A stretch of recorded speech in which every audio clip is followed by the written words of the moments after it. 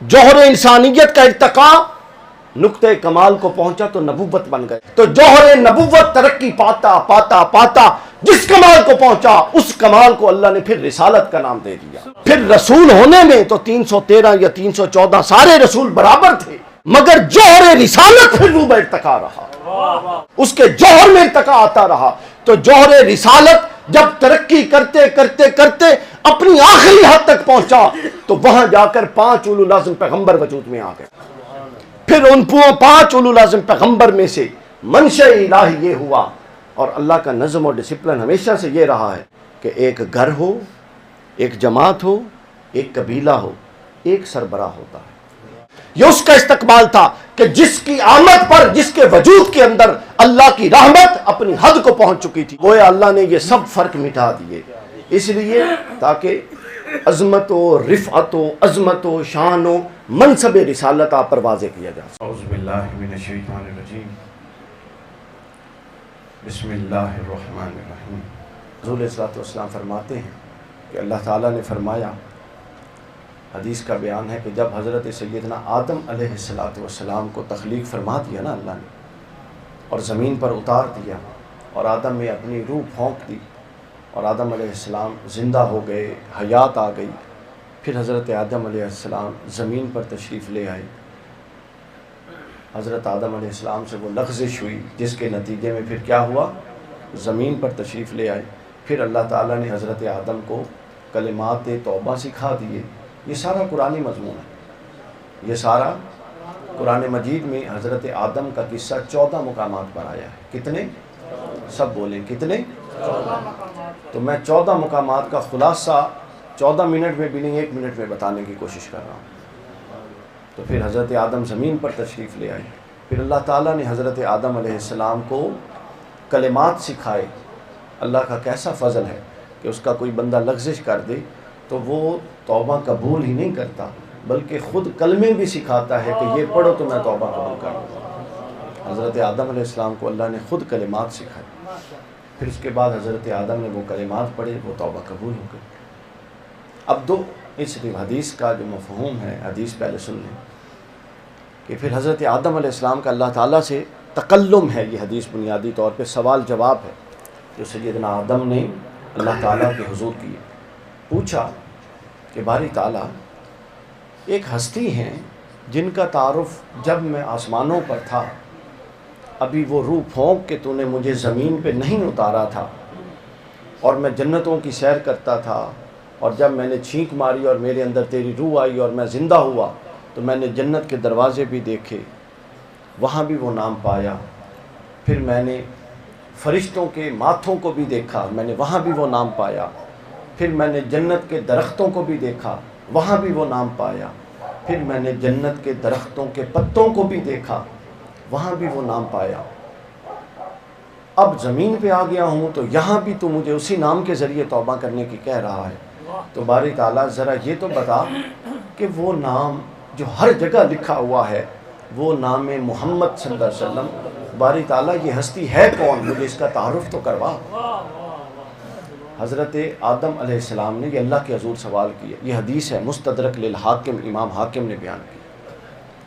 مستدرک علی الصحیحین کتاب کا نام ہے، کہ جو امام بخاری اور امام مسلم کی شرائط پر ہیں لیکن انہوں نے چھوڑ دی، چونکہ یہ انہوں نے اپنے فقہی مذہب کے مطابق مرتب کی ہیں کتابیں، تو جو ان کی شرائط پر ہیں مگر چھوڑ دیں، امام حاکم نے ان کو پھر جمع کر دیا اور اس کو المستدرک علی الصحیحین کہتے ہیں. اس کو سامنے دیا، اس کے اندر یہ حدیث ہے. اچھا باری تعالیٰ مجھے اس کا تعارف تو کروا، وہ کون ہے. تو اللہ تعالیٰ نے کوئی تفصیلی تعارف نہیں کروایا، بس آگے ایک جملہ آیا اور حضور علیہ الصلوۃ والسلام کا پورا تعارف اللہ نے بیان کر دیا. اس جملے سے ہم گفتگو کا آغاز کریں. اللہ تعالیٰ نے فرمایا کہ اے آدم، جس ہستی کے بارے میں تو بات کر رہا ہے، حضرت محمد رسول اللہ صلی اللہ علیہ وآلہ وسلم، یہ سن لے، زیادہ لمبا چوڑا تعارف تو ہوتا رہے گا، زیادہ لمبا چوڑا تعارف تو ہوتا رہے گا. مختصر تعارف یہ ہے کہ اگر میں ان کو پیدا نہ کرتا تو تجھے بھی پیدا نہ کرتا اور اس کائنات کو بھی پیدا نہ کرتا. دیکھیں نا، تفصیلی تعارف تو ہوتا رہے گا حضرت آدم کو، چونکہ حدیث کے اندر ہے کہ حضرت آدم جب قیامت برپا ہوگی نا، محشر برپا ہوگا اور ہر طرف رسول اللہ کی دھوم ہوگی اور ہر کوئی شفاعت کے لیے حضور کی بارگاہ میں آئے گا، تو کسی کو کچھ کہہ کر پکارا جا رہا ہوگا، ابراہیم کو حضرت ابراہیم کہہ کر، کسی کو موسیٰ کہہ کر، جو ان کے نام تھے۔ حضرت آدم اللہ کی بارگاہ میں ایک گزارش کریں گے کہ باری تعالیٰ آج میں محمد رسول اللہ کی جو تکریم دیکھ رہا ہوں، میری خواہش ہے کہ اہل محشر میں یہ اعلان کر دے کہ ہر نبی کو اس کے نام سے پکارا جائے، مگر آدم کو آدم نہ کہا جائے، ابو محمد کہا جائے، کہ میں محمد رسول اللہ کا باپ ہوں آج جس کی سرداری ہے کائنات محشر کے لیے۔ تو ظاہر ہے باقی تعارف تو ہونا تھا، تو آواز میں کوئی فرق ڈلا ہے تھوڑا سا؟ اچھا پہلے ذرا مناسب تھی چلو۔ تو اب کیا ہوا؟ نہیں ایکو نہ کریں، ویسے اونچی کریں۔ اب کیا ہوا؟ حضرت آدم علیہ السلام کو اللہ نے ایک جملہ بولا کہ آدم یہ ہستی وہ ہے کہ میں نے اس کو پیدا کیا، اسی لیے تجھے بھی اسی لیے پیدا کیا کہ ان کو پیدا کرنا مقصود تھا، اور اس پوری کائنات کو بھی اسی لیے پیدا کیا کہ ان کو پیدا کرنا مقصود تھا۔ اب اس حدیث کو ذرا غور کیجئے، ذرا کیا کیجئے، اس کے بعد کیا ہوتا ہے؟ یہ ایک گفتگو ہے جو زمین پر آنے سے پہلے اللہ کی اور آدم کی ہو جاتی ہے، اور ہو کر بات ختم ہو جاتی ہے۔ اس کے بعد پھر دنیا کی تخلیق کا مرحلہ شروع ہو جاتا ہے، کائنات بنانی شروع ہو جاتی ہے۔ تو گویا جو کائنات بنانی شروع ہوتی ہے، اللہ آسمان کو بناتا ہے، پھر اللہ زمین کو بناتا ہے۔ کیا یہ حدیث ہمیں یہ نہیں بتاتی کہ جو آسمان بن رہے تھے اور جو زمینیں بن رہی تھیں اور جو سورج چاند بن رہے تھے اور جو سمندر بن رہے تھے اور جو چرند پرند بن رہے تھے اور جو درخت بن رہے تھے، یہ سب کیا بن رہا تھا؟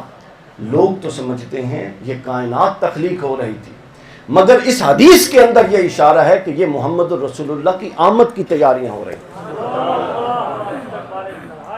آپ ذرا غور تو کیجئے، آپ تو استقبال اپنی بساط بھر کرتے ہیں نا، تو جب اللہ نے یہ کہہ کے طے کر دیا کہ اگر میں ان کو نہ بھیجتا تو تجھے بھی نہ بناتا، تو پھر سوال یہ پیدا ہوتا ہے کہ باری تعالیٰ اس کا مطلب یہ ہوا کہ تو زمین بھی کسی اور مقصد کے لیے نہیں بنا رہا، بلکہ زمین کی تخلیق بھی اس لیے کر رہا ہے کہ اس پر محمد رسول اللہ نے چلنا ہے۔ آسمان کی تخلیق بھی اس لیے کر رہا ہے کہ اس پہ بادلوں نے محمد رسول اللہ پر بارش برسانی ہے۔ تو سورج چاند کی تخلیق بھی اس لیے کر رہا ہے کہ سورج نے اس شہر پر روشنی ڈالنی ہے جس شہر میں حضور نے پیدا ہونا ہے۔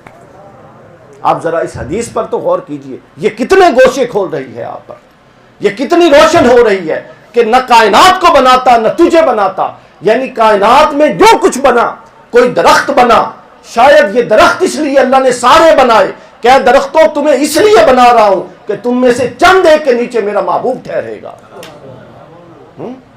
اے درختوں تمہیں اس لیے بنا، اے نہروں اور اے سمندروں اور اے پانیوں تمہیں اس لیے روانی دے رہا ہوں کہ تم میں سے چند ایک قطروں سے میرا محبوب وضو کرے گا۔ تو یہ پورا جو کائنات کے اندر یہ جو تخلیق کائنات ہے، یہ آمد مصطفیٰ کی تیاری ہے کہ نہیں؟ بتائیں اس حدیث کی روشنی میں گل سمجھ آندی ہے نا، کہ جب رب خود یہ کہہ رہا ہے تو پھر اس کا مطلب ہے اس نے یہ جو کچھ کیا، یہ کیا کی؟ تیاری کی۔ پھر سورج چاند بنائے، پھر ستارے بنائے۔ آپ نے بھی تو یہ لڑیاں لگائی ہوئی ہیں نا، اللہ نے ستارے بنائے ہیں کہ نہیں؟ جو باہر بیٹھے ہیں ذرا اوپر دیکھیں، ہیں ستارے کہ نہیں؟ تو اس حدیث کی روشنی میں پتہ لگتا ہے کہ لڑیاں صرف تسی نہیں لائیاں، اللہ بھی اپنی شان دے مطابق لڑیاں لائی ہوئی ہیں۔ کمکمے صرف آپ نے نہیں لگائے، اللہ نے بھی اپنی شان کے لائق کمکمے لگائے ہوئے ہیں جو اس کی شان۔ پھر اس کے بعد جب کسی بڑے نے آنا ہوتا ہے نا تو اس کے پروٹوکول کا تقاضا ہوتا ہے کہ فوراً اس کو بھیج نہیں دیا جاتا، بلکہ اس سے پہلے ایک طویل قطار میں لوگ آتے ہیں جو اس کے استقبال کے لیے کھڑے ہوتے ہیں۔ تو چونکہ اللہ نے فرمایا ہے آدم نہ تجھے پیدا کرتا نہ زمین و آسمان کو پیدا کرتا، تو لہٰذا جو آدم کو پیدا کیا اور آدم سے عیسیٰ تک تمام انبیاء کو پیدا کیا اور ان کو پہلے زمین پر بھیج دیا، یہ بھی اس کی طرف اشارہ تھا کہ ایک اولو العزم آ رہا ہے۔ تم سب کے جانے کا مقصد یہ ہے کہ تم جاؤ اور اپنی امتوں کو بتاؤ محمد رسول اللہ کے آنے کی تیاری کریں۔ وہ کسی زمانے میں بھی آ سکتے ہیں، خود نص قرآنی ہے۔ سورہ آل عمران آیت نمبر 61، حضور نے قرآن مجید میں فرمایا کہ اللہ نے انبیاء سے عہد لیا اور فرمایا کہ اگر میرا محبوب تمہارے دور میں آ جائے لَتُؤْمِنُنَّ بِهِ وَلَا تَنْصُرُنَّ، تو مجھے بتاؤ کیا تم اس پر ایمان لاؤ گے؟ نبی سے عہد لیا جا رہا ہے کہ محمد رسول اللہ اگر تیرے دور میں آ جائیں تو تجھ پر فرض ہے کہ تو ان پر ایمان لائے گا۔ یعنی امتی تو وہ ہوتے ہیں جو نبیوں پر ایمان لاتے ہیں، اور محمد رسول اللہ وہ ہیں جن پر خود نبی ایمان لاتے ہیں۔ فرمایا لَتُؤْمِنُنَّ بِهِ، کیا تم اس پر ایمان لاؤ گے؟ وَلَا تَنْصُرُنَّ، اور کیا پھر تم اس کی مدد بھی، ان کے مشن کی مدد کرو گے؟ جو ان کا مقصد بعثت ہوگا ان میں ان کا ساتھ دو گے، مخالفت تو نہیں کرو گے، ایک طرف ہو کے کھڑے تو نہیں ہو جاؤ گے۔ یہ اللہ تعالیٰ نے ہر نبی سے عہد لیا۔ مجھے ایک بات سمجھائیے ذرا، میری سمجھ میں تو یہ بات نہیں آتی، اللہ کا نبی معصوم ہوتا ہے کہ نہیں؟ دسو بھائی، جب اللہ نے نبی کو کہہ دیا، اللہ نے انبیاء کو کتنا حکم دیا؟ کاش صاحب، اللہ نے انبیاء سے توحید کہا کہ نہیں کہا؟ کہیں بتائیں پورے قرآن میں وعدہ دیا ہو کہ مجھ سے وعدہ کرو جو توحید کا تمہیں پیغام دیا ہے یہ پوری طرح پہنچاؤ گے؟ نماز، روزہ، حج، زکوٰۃ کا حکم دیا کہ نہیں دیا؟ کہیں وعدہ نہیں لیا، چونکہ نبی کی شان کے ہی خلاف ہے کہ اس سے بارے میں یہ تصور کیا جائے کہ ایک اللہ اس کا رب ان کو پیغام دے رہا ہے اور اس پر قسم بھی لے کہ میں نے قسم دیو کہ میرا پیغام اچھی طرح پہنچا دیو گے۔ یہ ضابطے کے خلاف ہے۔ یہ پورے قرآن میں اور پوری شریعت میں یہ ایک معاملہ ایسا آیا ہے جب حضور علیہ الصلوۃ والسلام کی بابت سورہ آل عمران میں ہے، حضور کی بابت جب انبیاء سے عہد لیا کہ اے میرے انبیاء بتاؤ، تم جب خود جاؤ گے اپنے زمانوں میں تو کیا تم خود بھی اور تمہارے ہر امتی جو تم پر ایمان لائے گا اس کو تیار رکھو گے کہ محمد رسول اللہ پر ایمان لانا ہے، وہ کسی بھی وقت آ سکتے ہیں۔ اللہ تعالیٰ نے کیا کیا؟ اللہ تعالیٰ نے اس بات کا عہد لیا، یعنی اس بات سے منصب محمدی اور حضور کی نبوت کی سگنیفیکنس، اس کی حقانیت اور اس کی عظمت کا اندازہ لگائیے کہ ہر حکم اللہ دے کر انبیاء پر چھوڑ دیتا ہے، مگر جب اپنے محبوب کے تذکرے کا حکم دیتا ہے تو پھر اس پر وعدہ اور عہد لیتا ہے کہ مجھے قسم اٹھا کے عہد دو کہ اس کو پورا کرو گے، حالانکہ اس کی حاجت نہیں تھی۔ یہ اسلوب ہے کسی بات کی اہمیت کو اجاگر کرنے کا۔ یہ کیا ہے؟ اسلوب ہے۔ تو پھر میں عرض کر رہا تھا حضرت آدم سے لے کر حضرت عیسیٰ تک سب کو بھیجا گیا، تو یہ ساری تیاری تھی اس عظیم الشان کو وصول کرنے کے لیے۔ یہ کیا تھا؟ یہ سب تیاری تھی اس عظیم الشان کو موصول کرنے کے لیے، اس عظیم الشان کے استقبال کے لیے۔ تو جب یہ استقبال اللہ رب العزت اتنا بڑا اہتمام کر رہا تھا تو پھر یہ کیسے ہو سکتا ہے کہ وہ لوگوں سے تو کہے کہ تم اہتمام کرو؟ وہ قرآن مجید میں کہتا ہے کہ جو میں نے تم پر لقد من اللہ علی المؤمنین اذ بعث فیہم، جو میں نے اپنا محبوب بھیج کر تم پر احسان کیا، تم پر کیا کیا؟ احسان کیا، اس کی خوشیاں مناؤ۔ تمہیں تو یہ کہے اور تمہیں تو وہ یہ کہے کہ فرحت کا اظہار کرو، کیا کرو؟ خوشی کا اظہار کرو، تو یہ کیسے ہو سکتا ہے کہ وہ خود خوشی کا اظہار نہ کرے؟ اور پھر یہاں اس نے کس طرح خوشی کا اظہار کیا، یہ کرنے سے پہلے ذرا میں آپ کو روکنا چاہتا ہوں اور یہ بتانا چاہتا ہوں کہ جب اس عظیم الشان ہستی جس نے آنا تھا اور جو وجہ تخلیق کائنات تھا، اس کو اللہ نے تخلیق کے کن مراحل سے گزار کر کمال بخشا تھا۔ پھر ہم اگلے نقطے پہ جائیں گے۔ اللہ تعالیٰ کا جب امر تخلیق آپ قرآن مجید کی روشنی میں دیکھتے ہیں تو اللہ نے بہت سارے عالموں کو بنایا، عوالم، کئی عوالم خلق کیے۔ عالم نباتات کو بنایا کہ نہیں بنایا؟ دسو۔ سب سے پہلے تخلیق عالم جمادات ہوا، جب بگ بینگ ہوئی اور یہ زمین پھٹی تو سب سے پہلے کیا پیدا ہوا؟ اس زمین پر عالم نباتات، عالم جمادات جو پتھر اور پہاڑ ہیں۔ پھر عالم جمادات وہ جو اللہ تعالیٰ کا جو عمل تخلیق تھا وہ روح ارتقا رہا، وہ رکا نہیں۔ تو عمل تخلیق جو روح ارتقا رہا وہ عالم جمادات سے آگے بڑھا اور اس سے عالم نباتات پیدا ہوا، یعنی وہ جو پتھر اور درخت تھے، وہ جو پتھر اور پہاڑ تھے، ان کا سینہ چیر کر پھر اللہ نے اس کے اندر سے درخت اور پودوں کو پیدا کر دیا، عالم نباتات پیدا ہو گیا۔ یہ عمل تخلیق روح ارتقا تھا اور مقصود کسی خاص کو لانا تھا۔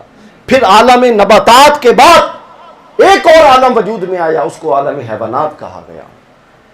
کیا کہا گیا؟ عالم حیوانات۔ پھر عمل تخلیق الہی ارتقا پذیر رہا، اور پھر جا کے ایک اور عالم وجود میں آیا جس کو عالم حیوانات سے بھی بلند کر کے عالم انسانیت بنایا گیا، یعنی انسان وجود میں آیا۔ یہ عمل تخلیق دوستو چلا تو عالم جمادات سے تھا، پتھروں سے تھا، پھر پودوں کا جہان وجود میں آیا، پھر جانوروں کا جہان وجود میں آیا، اور پھر کون وجود میں آیا؟ انسانوں کا جہان وجود میں آیا۔ انسان سے اوپر کسی اور جہان کو پیدا کرنا پھر اللہ کا مقصد ہی نہیں رہا، اللہ کا مقصد نہیں تھا۔ پھر جوہر انسانیت کے اندر ارتقا شروع ہو گیا۔ پہلے تو ہر عالم بدلتا رہا، جب انسانیت پر بات پہنچی تو جوہر انسانی میں ارتقا شروع ہو گیا، چونکہ انسان سے آگے کوئی اور مخلوق بنانا یہ مقصد الہی ہی نہیں تھا۔ پھر جوہر انسانیت میں ارتقا ہوا، اور غافل کافر انسان ہوئے، پھر مومن متقی پرہیزگار انسان ہوئے، حتیٰ کہ جوہر انسانیت روح بحرکت رہا، بلند ہوتا رہا، کوئی ولی بن گیا، کوئی غوث بن گیا، کوئی کتب بن گیا، کوئی ابدال بن گیا۔ تو جوہر انسانیت جب اپنی آخری حد کو پہنچا تو اللہ نے اس حد کو نبوت کا نام دے دیا۔ پھر نبوت جس کو ملی تو نبی ہونے میں لا نفرق بین احد من رسلی، نبی ہونے میں تو ہر برابر رہا، مگر جوہر نبوت میں ارتقا شروع ہو گیا۔ جس طرح پہلے جوہر انسانیت میں ارتقا تھا، آگے جوہر انسانیت کا ارتقا نقطہ کمال کو پہنچا تو نبوت بن گیا۔ پھر جوہر نبوت میں ارتقا رہا، نبی سب برابر تھے نبی ہونے میں، مگر مقام و مرتبے بڑھتے گئے، مقام و مرتبے کم و بیش ہوتے گئے، تو جوہر نبوت ترقی پاتا پاتا پاتا جس کمال کو پہنچا، اس کمال کو اللہ نے پھر رسالت کا نام دے دیا۔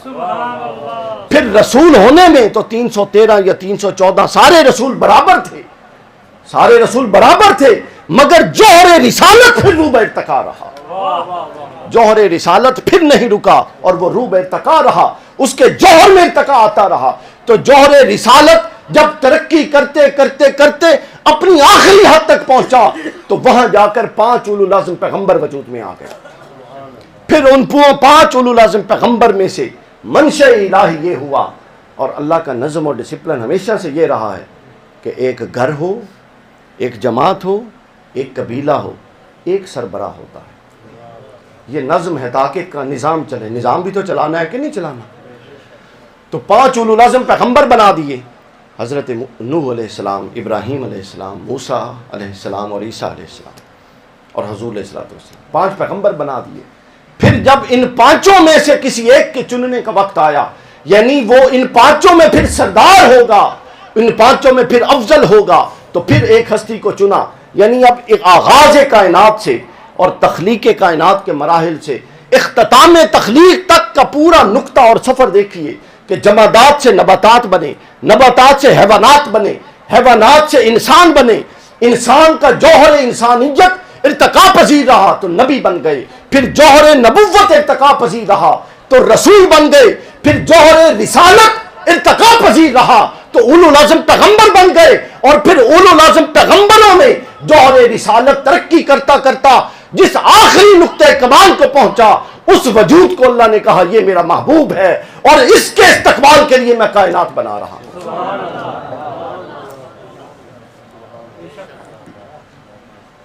تو اس کے استقبال کے لیے میں کائنات بنا رہا ہوں۔ اب آپ سمجھے ہیں کہ یہ کسی عام کا استقبال نہیں تھا، یہ اس کا استقبال تھا کہ جس پر اللہ کا ہر فضل اپنی حد کو پہنچ چکا تھا۔ یہ اس کا استقبال تھا کہ جس کی آمد پر جس کے وجود کے اندر اللہ کی رحمت اپنی حد کو پہنچ چکی تھی۔ یہ اس کا استقبال تھا کہ جس کا وجود دیکھنے میں تو بندے کا تھا مگر اخلاق الہیہ سے متاثر ہو چکا تھا۔ یہ اس کا آمد تھی کہ جس کو کہنے میں تو یہ انسان تھا مگر اس کی مخالفت اللہ کی مخالفت تھی۔ یہ ایسا وجود تھا کہ جو دیکھنے میں تو نبی اللہ تھا مگر اس سے ٹکرانا ایسے تھا جیسے کوئی اللہ سے ٹکرا رہا۔ یہ وہ انسان تھا کہ جو زبان تو انسان والی بولتا تھا لیکن اللہ کہتا تھا کہ میں بول رہا ہوں۔ یہ وہ انسان تھا کہ جو پتھر تو خود پھینکتا تھا مگر اللہ کہتا تھا کہ میں پھینک رہا ہوں۔ یہ وہ انسان تھا کہ بیعت تو خود لیتا تھا مگر اللہ کہتا تھا میں نے بیعت لیا، محمد نے نہیں لی۔ تو گویا اللہ نے یہ سب فرق مٹا دیے۔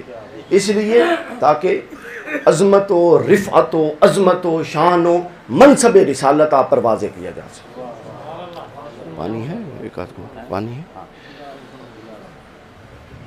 تو عظمت و رفعت و شان رسول ہم پر واضح کی جا سکے، اسی لیے اللہ تعالیٰ نے یہ مقام و مرتبہ رسول اللہ صلی اللہ علیہ وسلم کو عطا فرمایا. اب آپ اس ایک تمہیدی نقطے کو سمجھ گئے ہیں. اب ہم اس سے آگے چلتے ہیں. تو یہ کیسے ہو سکتا تھا سامعین گرامی کہ اللہ تعالیٰ ہم سب کو تو کہہ رہا ہے کہ یہ کرو، خوشیاں بھی مناؤ، یہ بھی کرو. نعرہ تکبیر، نعرہ رسالت، نعرہ حیدری. تو یہ کیسے ہو سکتا تھا کہ اللہ تعالیٰ ہر ایک کو تو کہہ رہا ہو کہ خوشیاں مناؤ، اور خود وہ حضور کی ولادت کے دن، یہ جو لفظ ہے یہاں سے میں نے موضوع پکڑا ہے، جشن ولادت. موضوع میں نے کہاں سے پکڑا؟ یہ جشن کیا ہوتا ہے، اور آگے ولادت کا اضافہ یعنی آمد پر خوشی، بس یہ پورا موضوع ہے. ولادت پیدائش ہے نا، تو پیدائش پر خوشی یہ موضوع ہے کہ ہمیں تو وہ کہتا ہے کہ اس نے خود بھی منائی تھی کہ نہیں. جشن وہ لکھا ہوا ہے، جشن ولادت، آمد پر خوشی، بس. اب جو میں مضمون پیش کرنے جا رہا ہوں گفتگو کے دوسرے حصے میں، اس کو بہت سارے ائمہ محدثین نے بیان کیا. چونکہ محفل کی نوعیت ایسی ہے کہ علمی مباحثہ تو نہیں کہ میں ایک ایک عبارت کی پھر ایک ایک کا ریفرنس دوں، اس لیے میں کتابوں کے حوالے دیتا جا رہا ہوں اور ہم مضمون کو آگے چلاتے ہیں. امام سیوطی علیہ الرحمہ نے خصائص الکبریٰ میں اس کو تفصیل سے بیان کیا ہے. امام ابو نعیم نے دلائل النبوہ کے اندر بیان کیا ہے. امام یوسف بن اسماعیل النبہانی نے معجزات سید المرسلین میں بیان کیا ہے.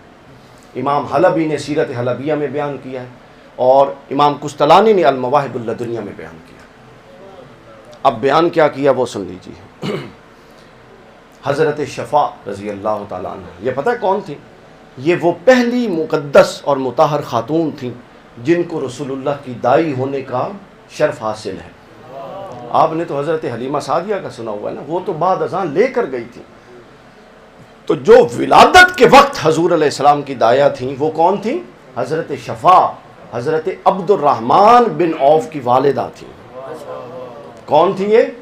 کتنے بڑے صحابی، ان کی والدہ تھی حضرت عبد الرحمن بن. حضرت شفاء کا بیان سن لیجیے. پہلا بیان میں 2-4 بیان بتاؤں گا کہ ولادت کے وقت ہمیں کہنے والے ہمارے عظیم رب نے خود کیا کچھ نہیں کیا تھا. اب دیکھیے حضرت شفاء بیان کرتی ہیں کہ جب حضرت سیدہ آمنہ کا پر وہ وقت آیا جو بچے کے ولادت کے وقت آتا ہے، تو حضرت آمنہ سلام اللہ علیہا کے جسد اقدس سے حضور علیہ السلام کی ولادت ہوئی. حضور جب اس دنیا میں تشریف لے آئے تو ایک لمحے کے لیے، کیا سب بولو، کیا؟ میں ایک بہت بڑی بات بتانے لگا ہوں. ایک لمحے کے لیے سب بولے، کیا؟ حضرت شفاء فرماتی ہیں جو ہی رسول اللہ صلی اللہ علیہ وسلم میرے ہاتھوں پر آئے نا، میرے ہاتھوں پر آئے تو میرا، آپ نے یہ روایت اور سنی ہوئی ہے وہ بھی سناؤں گا لیکن پہلے یہ سن لیں. حضرت شفاء فرماتی ہیں جیسے ہی رسول اللہ میرے ہاتھوں پر آئے، رسول اللہ کے جسد اقدس اور آپ کے کمال کا یہ عالم تھا کہ جو ہی آپ کا وجود میرے ہاتھوں سے لگا، اللہ نے کائنات کی ہر شے مجھ پر یوں آشکار کر دی کہ میں دائیں دیکھتی تھی تو شام نظر آتا تھا، بائیں دیکھتی تھی تو مصر نظر آتا تھا. اور حضرت سیدہ آمنہ بیان فرماتی ہیں، یہ حضرت شفاء ہے. اب حضرت سیدہ آمنہ بیان، حضور کی والدہ بیان فرماتی ہیں، وہ آپ لوگوں نے روایت سنی ہوئی ہے لیکن اس کی تعبیر آپ لوگوں نے صحیح نہیں سنی ہوئی. روایت سنی ہوئی ہے کہ نہیں کہ حضرت آمنہ فرماتی ہیں کہ جیسے ہی حضور پیدا ہوئے میں نے شام میں اونٹوں کو چلتے ہوئے دیکھ. سنی ہوئی کہ نہیں بزرگوں؟ اس کا کیا مطلب ہے؟ اس کا مطلب یہ ہے کہ اللہ نے شام کے اونٹ دکھا دیے، اور نہیں اللہ دے بندیوں، وجہ ہو رہا ہے. وجہ یہ ہے، اس طرح میرا ذہن جاتا ہے، وجہ یہ ہے کہ جیسے ہی حضور کی ولادت ہوئی اور حضور علیہ السلام نے اس کائنات میں قدم مبارک رنجہ فرمایا، ایک لمحے کے لیے اللہ نے پوری کائنات کے اندر سے تاریکی کو اٹھا دیا اور ساری کائنات کو یوں نور سے بھر دیا کہ حضرت آمنہ فرماتی ہیں میں نے اپنی آنکھوں سے اپنے گھر میں بستر پہ لیٹے ہوئے یثرب اور مدینہ اور مصر اور شام کے صحراؤں میں اونٹوں کو چلتے ہوئے دیکھ لیا، یعنی پوری کائنات کو منور کر دیا، روشن کر دیا، کیونکہ یہ اشارہ تھا باری تعالیٰ کا کہ اے لوگوں، میں جس کی آمد پر اس کائنات کو ایک لمحے کے لیے روشن کر رہا ہوں، یہ میرا تم بندوں سے وعدہ ہے کہ جب میرا محبوب جائے گا پوری کائنات روشن کر چکا ہوگا۔ وہ ایک لمحے کی روشنی اس روشنی کا اشارہ تھی۔ یہ جو ایمان کی روشنی رسول اللہ کے صدقے سب کو نصیب ہوئی، یہ کیا تھی؟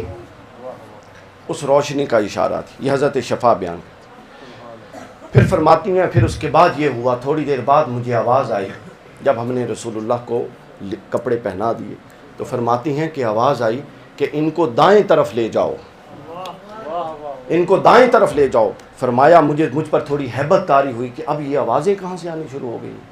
آواز آئی کہ ان کو کہاں لے جاؤ؟ دائیں طرف لے جاؤ۔ پھر ان کو دائیں طرف لے جایا گیا۔ پھر آواز آئی کہ ان کو مشرقوں کی سیر کرواؤ، ان کو مشرقوں کی سیریں کروائی گئی۔ پھر آواز آئی کہ اب ان کو مغربوں کی سیر کرواؤ، ان کو مغربوں کی سیریں کروائی گئی، حتیٰ کہ حضرت شفا فرماتی ہیں یہ پورا واقعہ میرے دل پر نقش ہو گیا اور میں نے کبھی کسی سے ذکر نہیں کیا۔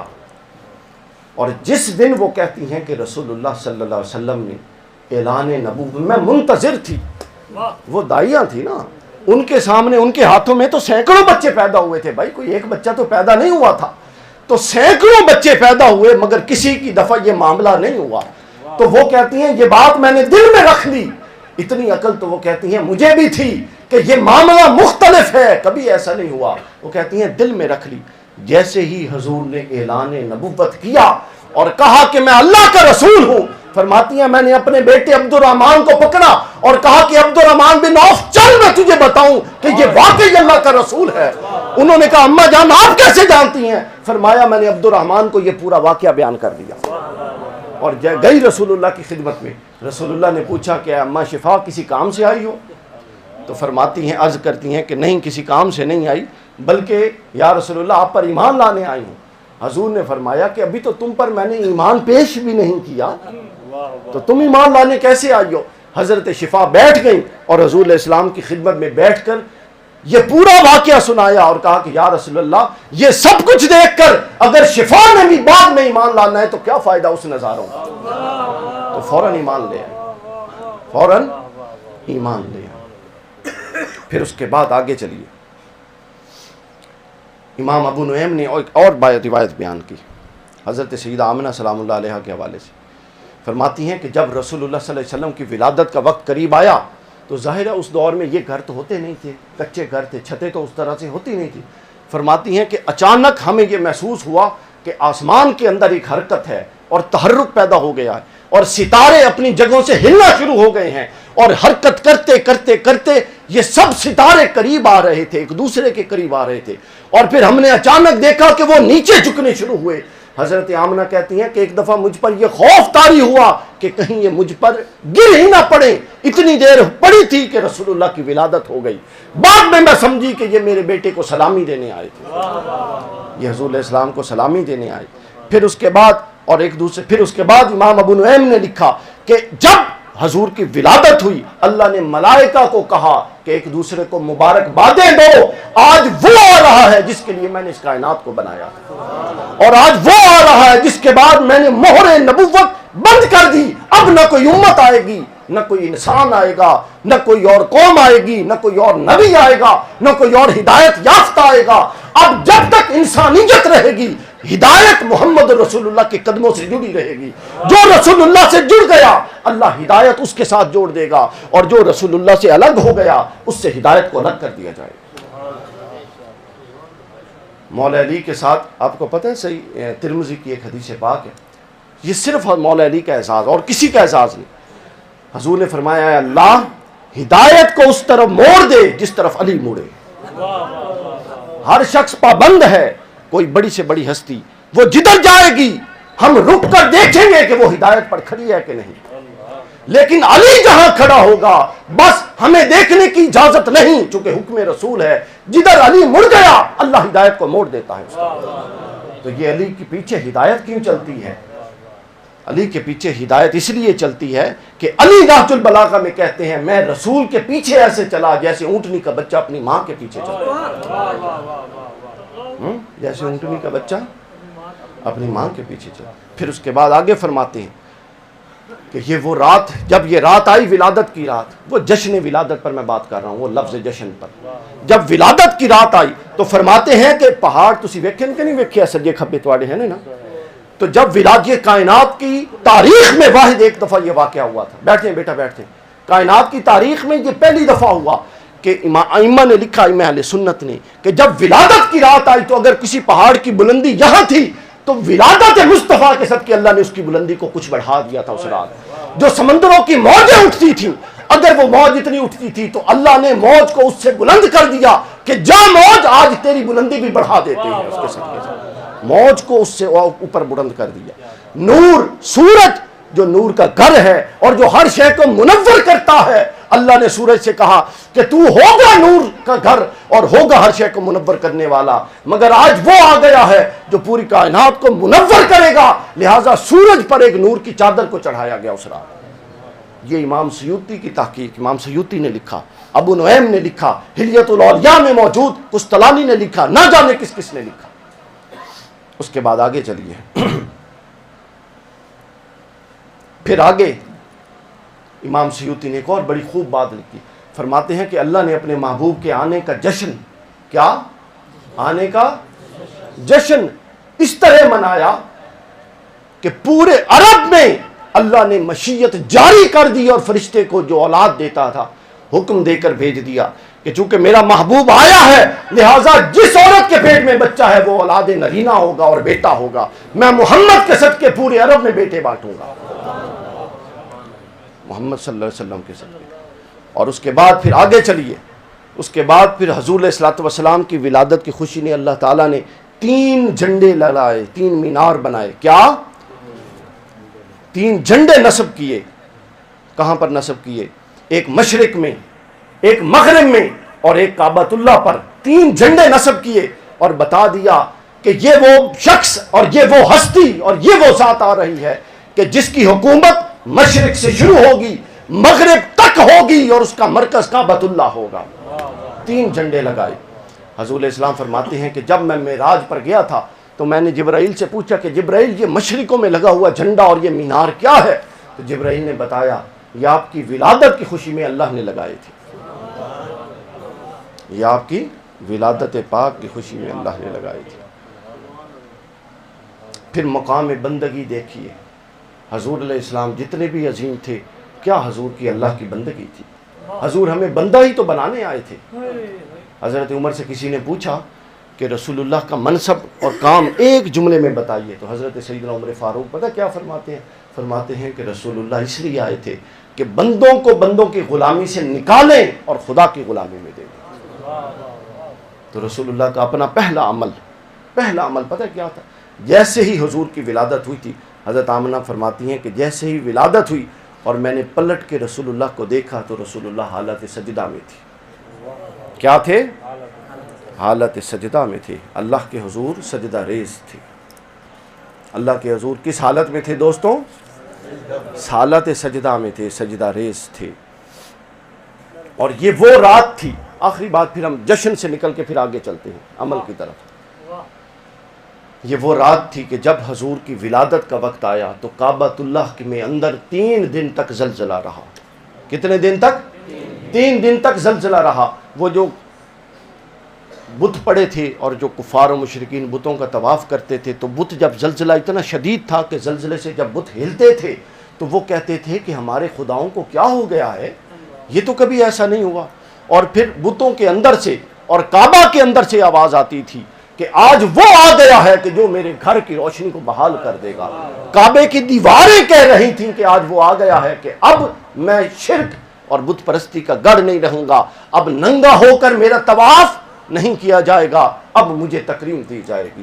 تو محمد الرسول اللہ وہ ہیں کہ جن کے وجود سے اللہ کے گھر کو بھی تکریم ملتی ہے، کعبۃ اللہ کو بھی تکریم دی جاتی ہے۔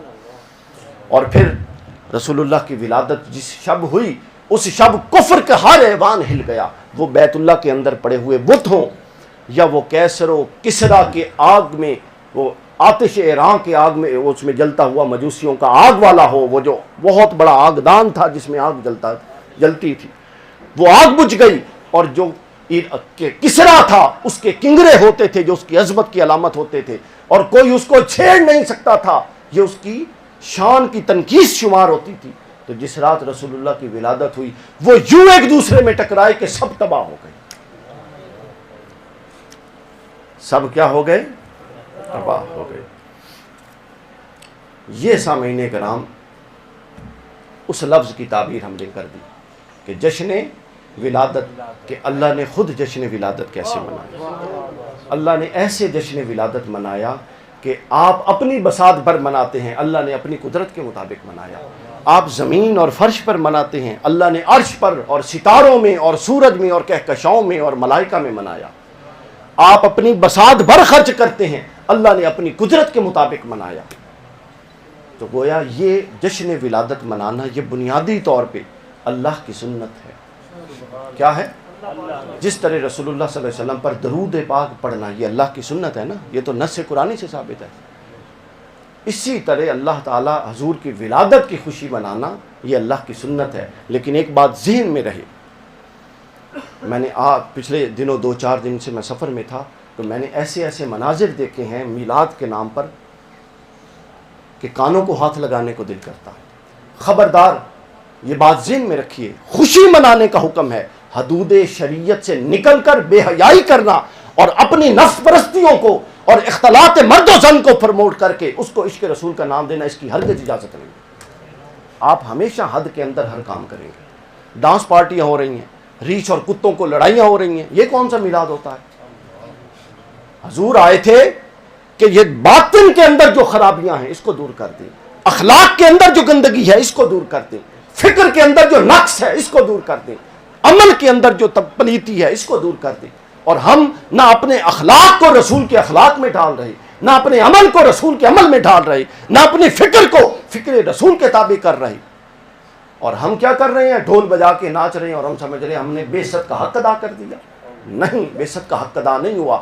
خوشی منانا لازم ہے، اور اس خوشی کے آنے والے کی سیرت کو اپنانا اس سے بھی لازم ہے، فرض ہے۔ مقصد تو وہ تھا نا جس کو لے کر رسول اللہ آئے تھے۔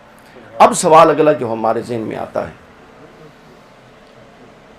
وہ سوال سامعین کرام یہ ہے کہ اب اتنی بڑی ہستی اللہ نے عطا فرما دی کہ جس کے لیے اللہ نے کائنات بنائی، اور پھر اس کی ولادت پر اللہ نے خود بھی جشن منایا اور ہمیں بھی جشن منانے کا حکم دیا، تو سوال یہ ہے کہ اس کے آنے کا پھر حقیقی مقصد کیا تھا، تاکہ ہم یہ دیکھ لیں کہ کہیں یہ نہ ہو کہ خوشیوں کے چکر میں مقصد سے دور نہ ہو جائیں۔ اصول فقہ کا ایک بنیادی اصول ہے، یہ طلبہ بیٹھے ہوئے ہیں، فقہ کا ایک بنیادی اصول ہے، اصول فقہ، الامور بمقاصدہا، ہر امر کا اعتبار اس کے مقصد پر ہوگا، اس کے قصد پر، وہ کس بنیاد پر انیشیٹ کیا گیا، وہ کس مقصد کے تحت اس کی حرکت ہوئی، اس سے حاصل کیا کرنے چاہتے ہیں کرنے والے، ہر امر کا اعتبار اس پر ہوگا۔ الامور کیا؟ الامور بمقاصدہا، ہر امر کا اعتبار اس کے قصد پر ہوگا۔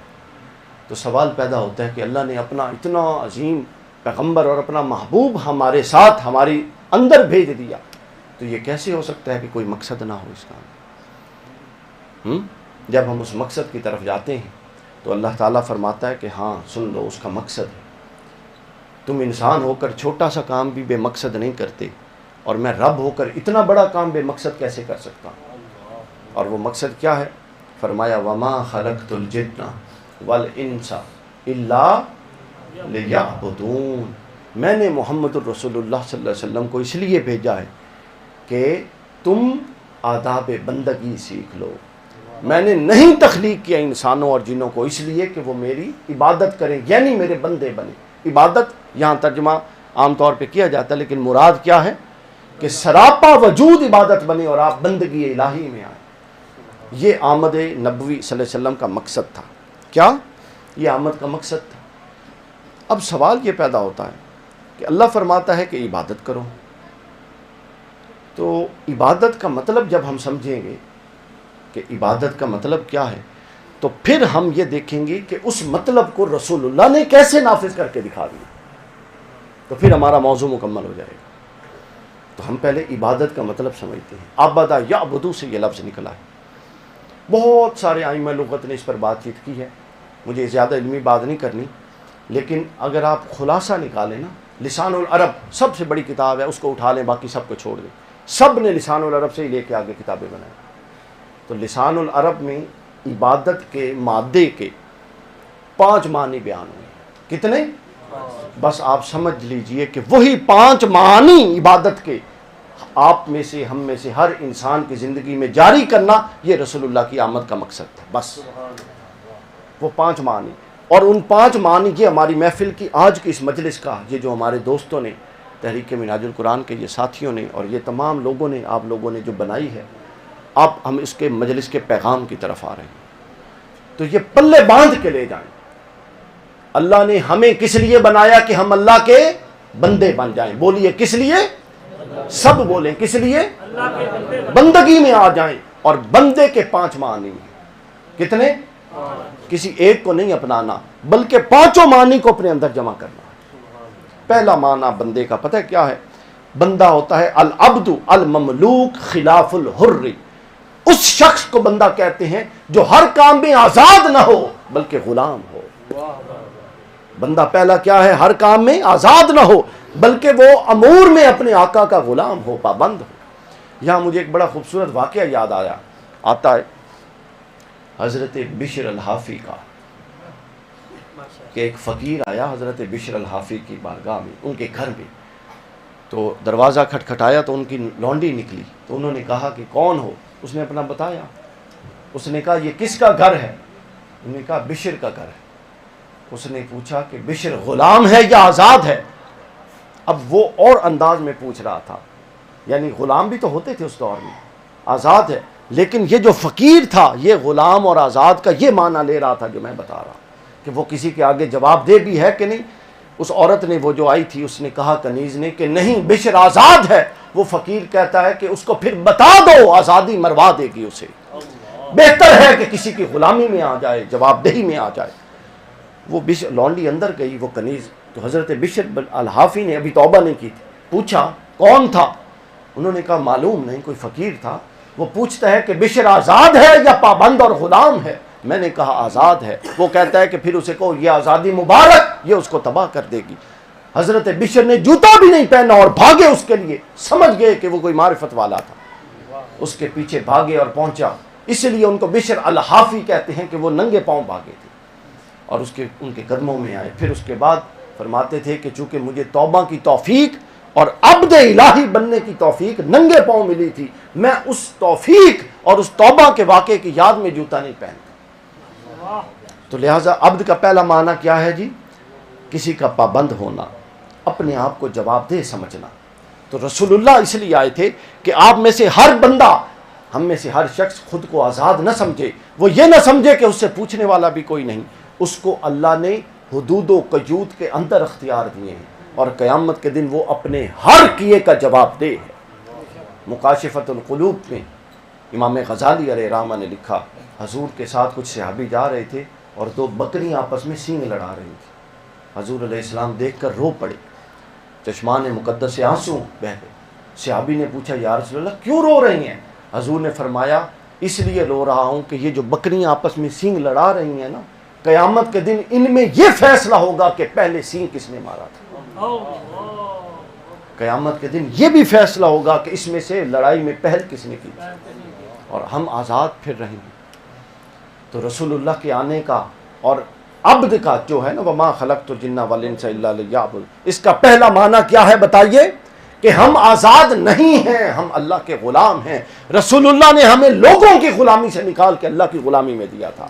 اب آپ میں سے جو اللہ کی غلامی میں ہے وہ اللہ کا بندہ اور رسول اللہ کا امتی اور رسول اللہ کے پیغام کو ماننے والا ہے، اور جو اللہ کی غلامی میں بھی نہیں ہے وہ پھر اپنا معاملہ وہ خود جانے۔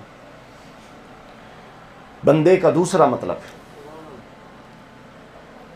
فرما برداری ہے، بات ماننا ہے۔ تو رسول اللہ صلی اللہ علیہ وسلم اس لیے آئے تھے کہ ہم جو لوگوں کے اپنے چھوٹے چھوٹے مفادات کے لیے لوگوں کی بات مانتے ہیں، تھوڑے تھوڑے مفادات کے لیے استعمال ہو جاتے ہیں دوسروں کے ہاتھوں میں، اور اپنی خواہش نفس کے لیے خود اپنے نفس کے ہاتھوں استعمال ہو رہے ہیں، ہم یہ ساری فرما برداریوں سے نکلیں اور ایک اللہ کی فرما برداری میں آ جائیں۔ اگر آپ میں سے کوئی اللہ کی فرما برداری میں نہیں ہے، وہ اطاعت نہیں کرتا، وہ گناہوں سے نہیں رکتا، وہ عبادات نہیں کرتا، وہ نماز نہیں پڑھتا، وہ جھوٹ ترک نہیں کرتا، تو وہ جو مرضی اپنے آپ کو کہتا پھرے، داڑھی جبے کبے جو پہنے، وہ سب کچھ ہو سکتا ہے، اللہ کا بندہ نہیں ہو سکتا۔ اللہ کا بندہ، یہ اللہ کے بندے کی علامات ہی نہیں ہے جو ہم نے بنا رکھی۔ پھر بندگی کا ایک تیسرا مفہوم ہے۔ پہلا مفہوم یاد ہو گیا سارے نے؟ دوسرا، پہلا کیا ہے؟ غلام ہونا۔ دوسرا کیا ہے؟ فرما برداری۔ تیسرا مفہوم جو اس کا ہے وہ ہے عبادت، جو ہم عام طور پہ کرتے ہیں، یعنی اللہ کے علاوہ رسول اللہ نے کہا تھا ایاک نعبد و ایاک نستعین، ہم صرف تیری عبادت کرتے ہیں اور باری تعالیٰ صرف تجھ سے مدد مانگتے ہیں، یعنی سر صرف اللہ کے آگے جھکے اور غیر اللہ کے آگے کسی کا سر نہ جھکے۔ یہ اس عبادت اور بندگی کا تیسرا معنی ہے۔ اگر آپ میں سے کسی اور ہم میں سے کسی کا سر ابھی بھی کسی غرض کے لیے کسی اور کے آگے جھکتا ہے تو وہ سمجھ لے کہ وہ بندگی کے تقاضے پورے نہیں کر رہا۔ پھر اس کے بعد چوتھا مطلب جو بندگی کا ہے، چوتھا معنی وہ یہ ہے کہ کسی کے دامن کے ساتھ ایسے وابستہ ہو جانا کہ وہ آپ اس کے پروں میں یا اس کی چادر میں یا اس کی کملی کے اندر یا اس کے کپڑے کے اندر یوں چھپ جائیں کہ دیکھنے والے کو لگے ہی نہ کہ کوئی اندر چھپا ہوا۔ یعنی آپ رسول اللہ کی تعلیمات کو اپنے اوپر ایسے حاوی کر لیں اور رسول اللہ کے دامن میں اور رسول اللہ کی کملی میں خود کو ایسے ڈال دیں کہ گویا دیکھنے والا سمجھے کہ یہ تو کوئی اور ہے ہی نہیں، ایک وجود ہے مگر حقیقت میں اندر دو وجود ہوں۔ اور آخری اور پانچواں معنی وہ یہ ہے کہ کسی ذات کے ساتھ اپنے آپ کو اتنا قریب کر لینا، اس کی قربت میں اس حد تک آگے بڑھ جانا کہ دوری کا پھر کوئی تصور بھی باقی نہ رہے۔ قرآن مجید نے بیان کیا اور خود حضور نے فرمایا، پوچھا گیا یا رسول اللہ مومن کی علامت، فرمایا مومن وہ ہوتا ہے جو ایمان کے بعد کفر کی طرف پلٹنا اتنا ناپسند کرے کہ اگر اس کو آگ میں کودنا پڑے تو آگ میں کود جائے لیکن کفر کی طرف نہ پلٹے۔ یہ پانچواں معنی۔ یہ وہ سامعین کرام 5 مقاصد تھے کہ آپ فرما بردار بن جائیں، آپ اپنے آپ کو اللہ کا غلام سمجھیں، آپ اپنے آپ کو اللہ کی معیت میں دیں، آپ اپنے آپ کو اللہ کی اتباع میں دیں اور آپ اپنے آپ کو صرف اللہ کے آگے جھکائیں۔ یہ 5 مقصد تھے جس کے لیے رسول اللہ آئے تھے، جس کے لیے اللہ نے جشن منایا تھا اور ہم نے منایا تھا۔ آج اگر ہم رسول اللہ کے اس پیغام سے دور ہیں تو سمجھ لیجئے کہ جشن کا پھر صرف ثواب تو ملے گا مگر جو رسول اللہ کی آمد سے شخصیات بننی تھی وہ نہیں بن پائیں گی، مقصد سے دور رہیں گی، گرفت ہو سکتی ہے اللہ کے حضور۔ کیا ہو سکتی ہے؟ اور یہ ساری قدریں جو رسول اللہ نے زندہ کی تھیں، جب یزید لعین آیا تو اس نے پھر یہ قدریں پامال کر دیں، تو یہی 5 عبادت کے معنی تھے جو حسین نے کربلا میں پھر جا کے زندہ کر دیے۔ امام حسین نے فرمایا کہ یزید کے بندے نہ بنو، اللہ کے بندے بنو۔ خبردار عمر بن سعد کی اطاعت نہیں ہوگی، اللہ کی اطاعت ہوگی۔ خبردار کسی اور کے آگے نہیں جھکا جائے گا، اللہ کے آگے جھکا جائے گا۔ اور اے عمر بن سعد، اپنے آپ کو یزید رہ کی حکومت کے لیے یزید کی قربت میں مت کر، اللہ کی قربت میں کر، اس کے پاس جہانوں کی حکومت ہے۔ تو جب یہ قدریں مٹ رہی تھیں تو اس لیے تو رسول اللہ نے فرمایا تھا کہ حسین منی وانا من الحسین۔ یہاں پر وانا من الحسین جو دوسرا من ہے نا، علماء یہ سن لیں، جو دوسرا من ہے اس کا مطلب یہ ہوتا ہے، یہ من وجہ ہے، اس کا مطلب یہ ہوتا ہے کہ حسین منی وانا من الحسین، کہ حسین تو مجھ سے ہے مگر میرے بعد اگر کوئی میرا موقف جاننا چاہے تو جو حسین کا موقف ہوگا وہ میرا موقف ہوگا۔ میرے بعد جو حسین کے ساتھ کھڑا ہوگا وہ میرے ساتھ کھڑا ہوگا، اور میرے بعد جو حسین سے ٹکرائے گا وہ گویا کہ دیکھ تو رہے ہوں گے لوگ کہ حسین سے ٹکرا رہا ہے مگر حقیقت میں وہ مجھ سے ٹکرا رہا ہے۔ یہی قدریں رسول اللہ صلی اللہ علیہ وسلم نے جاری و ساری کی تھی۔ یہی قدریں کیا کی تھی دوستوں؟ اور یہ بات یہ نشین رکھ لیجئے، یہ کبھی ختم نہیں ہو سکتی جنگ۔ یہ جنگ حق و باطل، جو پیغام رسول اللہ نے دیا تھا، کیا جو پیغام کس نے دیا تھا؟ اور جس پیغام کو کس نے بچایا تھا؟ امام حسین علیہ السلام نے. یہ پیغام کبھی ختم نہیں ہو سکتا. آپ پوچھیں دلیل کیا ہے؟ دلیل یہ ہے، علی شریعت، ڈاکٹر علی شریعت یہ ایران کا بہت بڑا فاضل آدمی ہے. اس نے تاریخ عرب سے اخذ کر کے ایک واقعہ لکھا ہے. کیا خوب، بس وہ آخری بات، پھر ہمارا پروگرام ختم. وہ بتاتا ہے کہ جو امام حسین کا روضہ ہے نا جی کربلا میں، تصویریں تو سب وکھے ہے، کدی دوبارہ غور نہ لکھے ہے. امام حسین کے روضے پر حضرت سرخ رنگ کا علم ہے. کون سے رنگ کا؟ اور حقیقت میں جو علم ہوتا تھا وہ کون سا ہوتا تھا؟ وہ سیاہ رنگ کا، کالے رنگ کا ہوتا تھا، کبھی سبز کبھی سفید کالا، لیکن سرخ نہیں ہوتا تھا. امام حسین کی مزار پر سرخ علم کیوں ہے پتہ ہے آپ لوگوں کو؟ اس کی وجہ یہ ہے، وہ کہتے ہیں کہ یہ امام حسین کی وصیت کے مطابق ہے. کیونکہ عرب میں جب جنگیں ہوتی تھی نا تو یہ اصول ہوتا تھا کہ جس قبیلے کا ایک قبیلے کے دوسرے قبیلے سے جو جنگ ہوتی تھی تو جب درمیان میں کچھ حرام مہینے آ جاتے تھے، جن دنوں میں عرب لڑتے نہیں تھے، وہ حرام مہینے ہوتے تھے جن میں محرم ہے، جن میں ذیقعد ہے، ذی الحج ہے، ان میں وہ لڑتے نہیں تھے. تو جب لڑائی بند ہوتی تھی تو دونوں قبیلوں کے سرداروں کے خیموں کے اوپر سرخ علم لگ جاتا تھا تاکہ جو قافلے گزریں ان کو سمجھ آ جائے کہ ان دونوں میں جنگ جاری ہے مگر حرام مہینوں کی وجہ سے رکی ہوئی ہے. جنگ ختم نہیں ہوئی مگر حرام مہینے آ گئے ہیں، رکی ہوئی ہے. لہٰذا امام حسین کے مزار پر سرخ علم یہ بتاتا ہے کہ حسینیت کی یزیدیت کے ساتھ اور محمدیت کی بولابیت کے ساتھ جنگ آج بھی جاری ہے اور قیامت تک جاری رہے گی. یہ درمیان میں کچھ حرام سال آ گئے ہیں، پھر یہ جنگ چھڑے گی، پھر یہ جنگ چھڑے گی، اور ہر دور میں یہ جنگ چھڑے گی، اور آپ کو ہر دور میں یہ جنگ چھیڑنی ہے. اگر آپ نہیں چھیڑتے تو نہ آپ محمدی ہیں نہ آپ حسینی ہیں. پھر آپ حق و باطل کا امتیاز کاہے کا ہے؟ حق و باطل کا امتیاز کاہے کا؟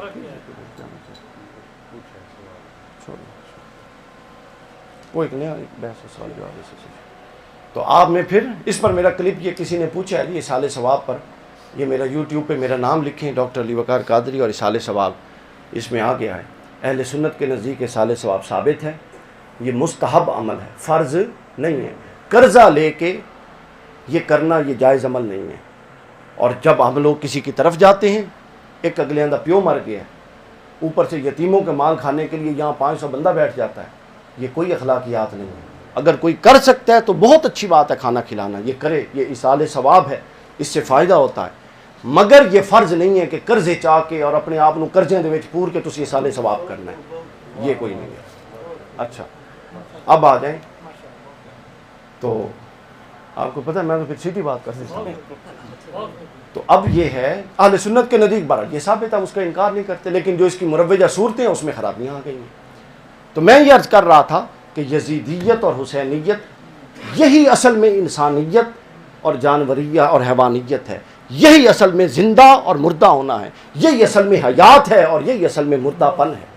تو آپ میں سے ہر ایک نے حیات ہونے کا ثبوت دینا ہے، رسول اللہ کے ساتھ کھڑے ہونا ہے اور امام حسین کے ساتھ کھڑے ہونا ہے. اگر کسی کے اندر رسول اللہ اور حسین کے ساتھ کھڑے ہونے کی جرت نہیں ہے تو وہ یہ جشن کے ڈھونگ منانا بھی بند کر دے. جب آپ مقصد سے دور ہیں تو شخصیت سے کاہے کا لینا دینا؟ یعنی آپ کہیں کہ اے علی وقار صاحب ہمیں آپ کے مقصد سے، جناب ہم آپ کے مقصد سے اختلاف کرتے ہیں اور اس کے خلاف جاتے ہیں، اور آتے ہوئے مجھ پر پھول پھینک رہے تھے، تو وہ پھول کس لیے پھینک رہے تھے؟ تو رسول اللہ کا جشن صرف وہ بنائے جس میں یہ جرأت ہو کہ حق کو حق کہے اور باطل کو باطل کہہ سکے. اور رسول اللہ کا جشن صرف وہ منائے جس کے اندر یہ جرأت ہو کہ وہ اپنے خواہشات پر ضبط کر کے اپنی شخصیت پر رسول اللہ کی شخصیت اور اہل بیت کی شخصیت اور صحابہ کرام کی شخصیت کے اثرات مرتب کر سکے اور اپنی تہذیب و تربیت کر سکے. اللہ تعالی ہم سب کو اپنے حفظ و امان میں رکھے.